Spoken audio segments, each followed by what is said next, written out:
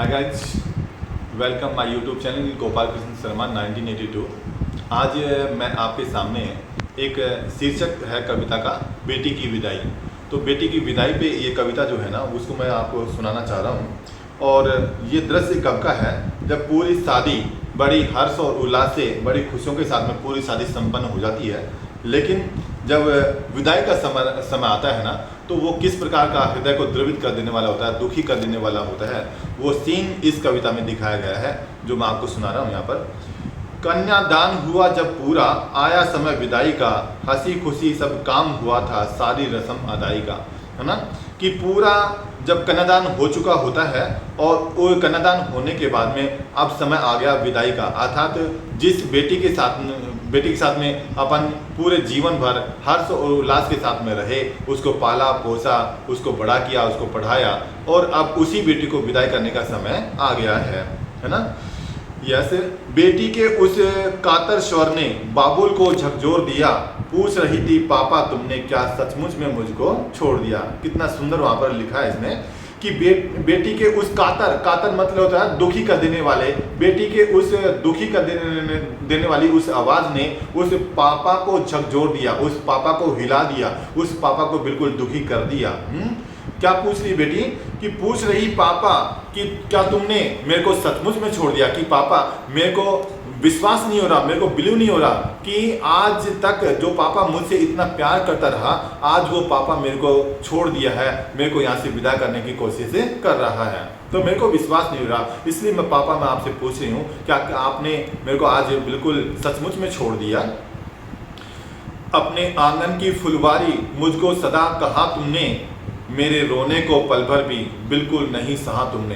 कि हमेशा जीवन भर तुमने मेरे को अपने आंगन की फुलवारी कहा, फुलवारी के नाम से मेरे को पुकारा, लेकिन और जब मैं रोती थी ना उस रोने को आप बिल्कुल भी नहीं सहन करते थे। जैसे ही मैं रोती वैसे ही तुम मेरे पास में आकर और मेरी क्या आवश्यकता है उस आवश्यकता को पूरी करने की कोशिश तुम करते थे, है ना।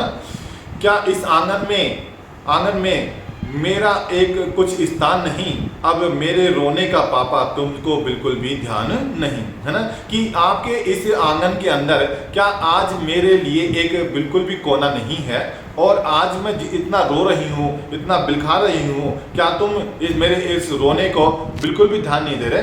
कि आज से पहले रोने की आवाज़ सुनते ही मेरे पास में आ गए थे, लेकिन आज मैं जितना रो रही हूँ ना उस रोने की आवाज़ को आप ध्यान नहीं दे रहे, आप मेरे पास नहीं आ रहे। नहीं रोकते चाचा ताऊ भैया से भी आस नहीं, ऐसी भी क्या उदासी है कोई आता पास नहीं। कि भैया को तो मैं क्या कहूँ, भैया के पास में तो कोई अधिकार नहीं है मेरे को रोकने का, और मेरे जो चाचा ताऊ हैं वो भी आज मेरे को रोकने की कोशिश नहीं कर रहे, जो कि मेरे को बहुत अधिक प्यार कर रहे थे ना, वो भी मेरे को रोकने की कोशिश नहीं कर रहे। ऐसा भी क्या उदासी आ गई कि आप सबके फेस के ऊपर, आप सबके चेहरे के ऊपर इतनी कौन सी उदासी, ऐसी कौन सी उदासी आ गई कि आज कोई भी मेरे पास में नहीं आ रहा और मेरे को रोकने की कोशिश नहीं कर रहा।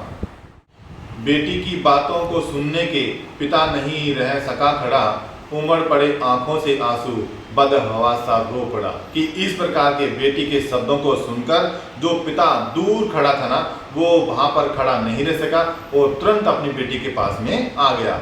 उमड़ पड़े आंखों से आंसू, बदहवास सा रो पड़ा। और उसकी आंखों से अभी तक जो पिता अपने हृदय को डांटे हुए था, रोने की कोशिश नहीं कर रहा था, लेकिन इस प्रकार के बेटी के शब्दों को सुनकर वो बहुत फूट फूट कर रोने लग गया, है ना। और बदहवास सा रो पड़ा और बहुत बुरी तरह से वो रोने लग गया। माँ को लगा गोद से कोई मानो सब कुछ छिन चला।